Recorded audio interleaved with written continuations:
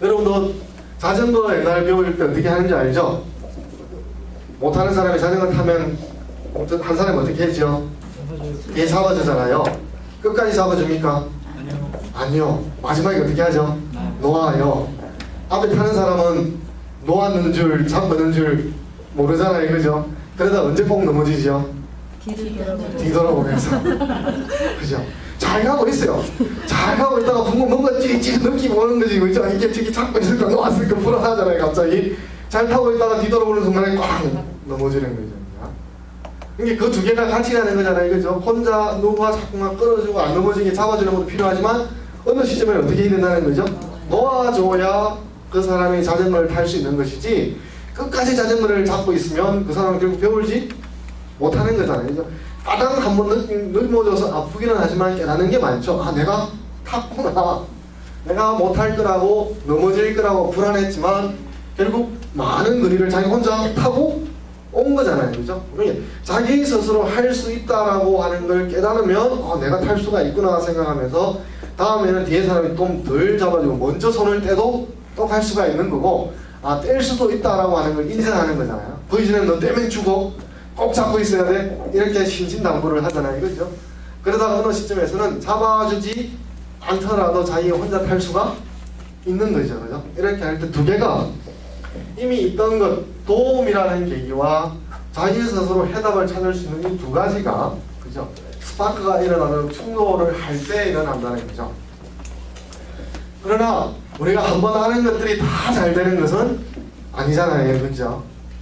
뭐 야구 선수도 연습을 열심히 합니다만 실수를 하지 않으리라는 법은 없잖아요. 그죠? 요새 뭐 프로야구 중에서 하나가 그 김홍용 감독을 데리고 와서 유명한 감독을 데리고 와서 선수들이 실력 자기 팀이 성적이 좋을 거라고 생각하는데 지금 그렇습니까? 아니요. 사전 5패? 네. 맞습니까? 사전 4패 전패를 하는데 결국 경기를 보다 보면 어떻게 하죠?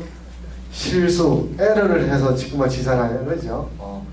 그렇게 할 때 우리가 사람이 처음부터 다 잘할 수는 없죠. 이렇게 할 때 이제 우리가 잘못을 해요. 할 때 두 가지 유형이 있다는 거죠.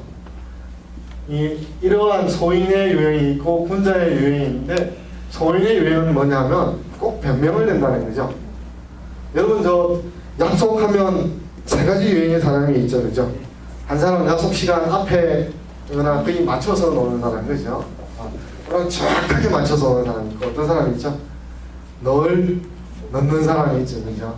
약속 늦게 와가지고 그냥 미안하다고 하는 사람 대한민국에 몇 사람 못 봤어요. 다 뭐라 그러죠? 차가 막혀서 또 뭐 있죠?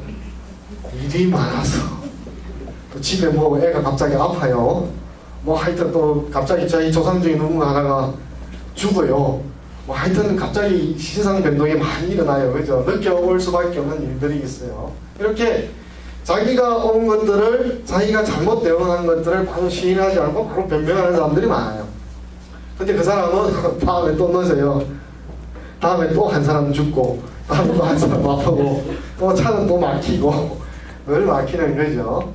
그렇게 할 때 그게 뭐 사람이기도 합니다만 약속을 지키는 게 서로에게 선한 약속이라고 생각하면 그잖아요. 고쳐야 될 거라고 하는 데서는 고치기가 어렵죠. 그러나 이제 군자라고 하는 사람은 물탄계라고 이 고치는 것에 대해서 탄이라는 게 꺼려하다, 저항하다 이런 뜻인데 자기가 잘못했으면 고치는 것을 꺼려하지 않는다. 꺼려하지 말라라는 거죠.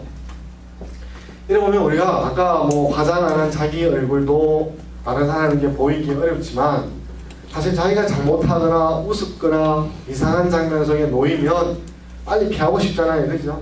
특히 아가씨가 뼈쪽구도 신고 그죠? 버스 타러 갔다가 넘어지는 건 저도 참 안타까워요. 그죠?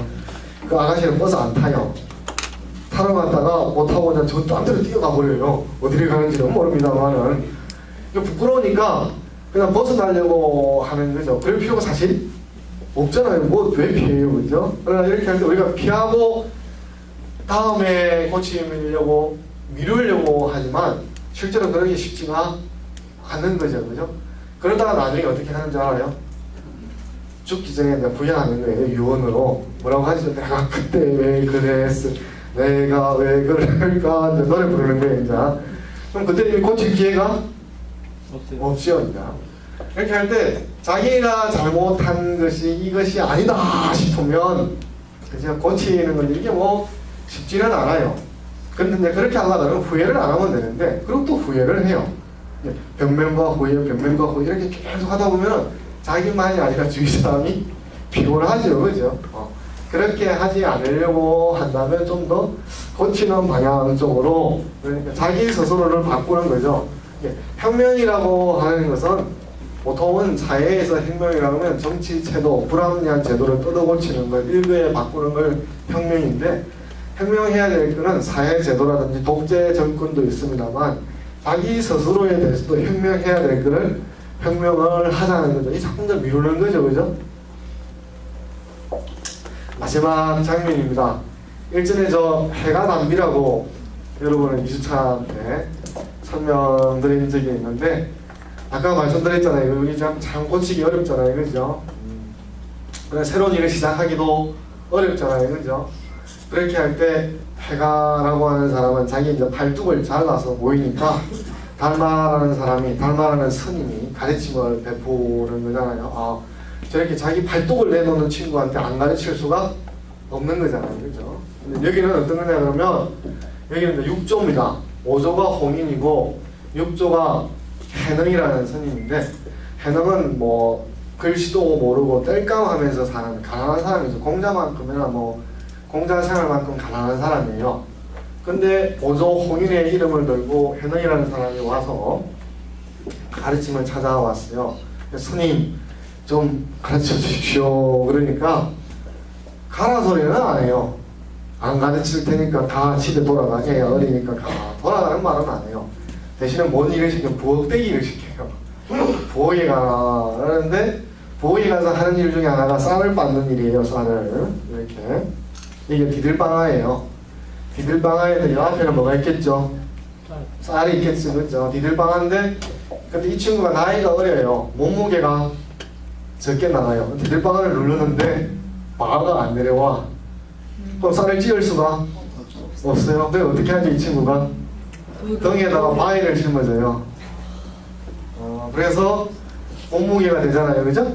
그래서 이렇게 누르니까 그 방아를 찌를 수가 있는 거죠.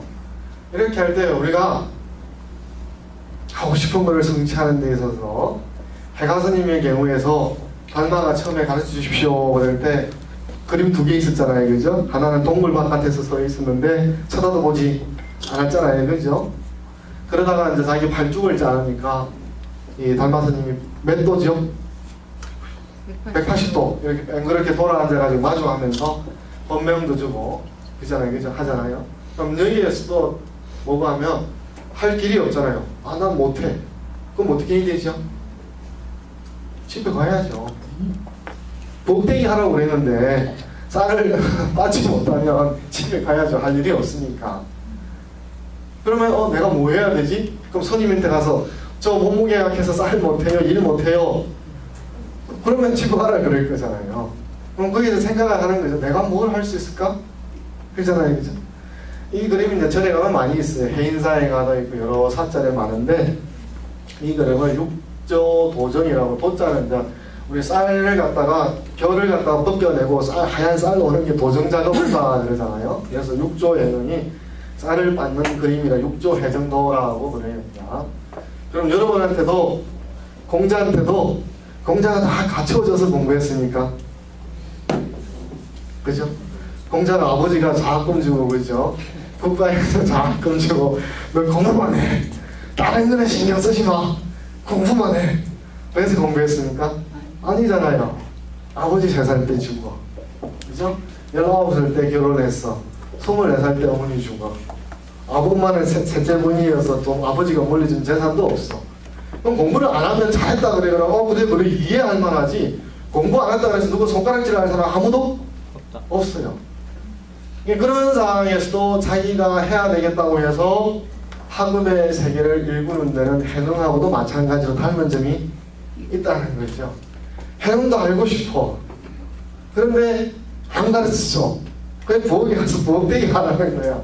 근데 부엌대기도 할 수가 없어. 그럼 돌아가는 수밖에 없잖아요. 그렇지? 그런데 해는 돌아가지 않고 바위를 짊어질서라도 하니까 지금 그래서 뭐 하고 있죠? 홍인 스님이 쳐다보고 있어요. 쳐다보고 있는 거야. 야, 그릇이 됐다. 그러면서 이 의발을 갖다가 이 친구한테 물려주게 됩니다. 이렇게 보면 우리한테는 처음부터 뭐 이름을 들먹여서 뭐 이름을 들먹일 필요는 없습니다만 재벌집 딸아들 또는 태어날 때부터 금수저, 은수저 물고 나온 사람도 몇 사람이 있겠습니까? 그죠?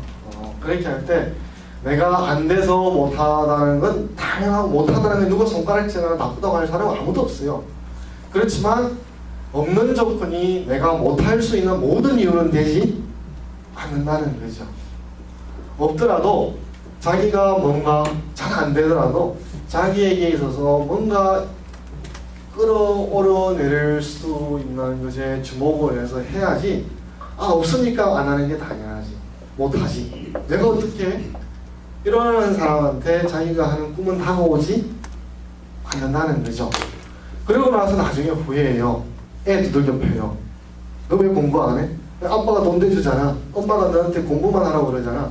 근데 너 왜 공부 안 하는 거야? 그러잖아요. 그러면 애한테 폭력적으로 대하는 거죠. 그게 그러면서 자기는 후회하고 내가 너의 조건이 왔으면 나는 공부를 했을 뭐를 공부만이 아니라 나도 뭐를 했을 텐데 라고 하면서 애한테는 또 윽박 지르고 그럼 자기한테 후회하고 그럼 결국은 자기 주위의 삶이 불행해지는 거잖아요. 그런 측면에서 없다고 하는 것은 얼마든지 변명될 수 있는 이유가 됩니다. 그렇지만 그 모든 것들을 안 해야 되는 것에 대한 사유는 되지 않는다는 거죠. 그런 것이 공자라든지 해능이라는 사람들인데 이 사람은 결국 자기 주도적, 자기에게 없지만 부족했지만 그 조건에 무너지지 않고 자기에게 찾을 수 있는 것들을 하나하나 끄집어내기 때문에 오늘날 우리가 그 사람들의 말에서 좀 더 지혜를 찾고 길을 기우는 이유가 되지 않을까 싶습니다. 고맙습니다.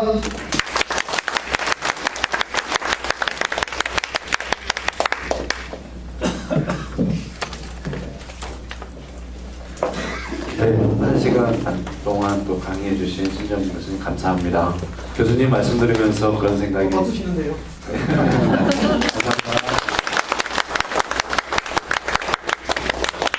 우리가 그 자녀를 키울 때 그 좀 약간 아쉽고 그 다음에 모자란 점이 있는데 그런 거를 얘기해 주기보다는 좋은 아이의 장점을 한마디 더 해줄 수 있는 그러한 그 일이 됐으면 좋겠다라는 그런 생각을 저도 그 학부모로서 좀 생각을 해봤습니다.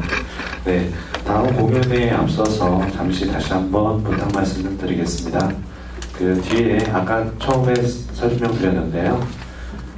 아직 작성하지 않으신 분들은 일단 끝나고 나서 우리 그 콘서트 내용이 어땠는지 그 다음에 도서관에서 앞으로 어떤 것들을 좀 더 해주셨으면 좋겠는지 하는 설문조사를 받고 있으니까 끝나고 아직 작성하지 않으신 분은 좀 작성 좀 부탁드리겠습니다.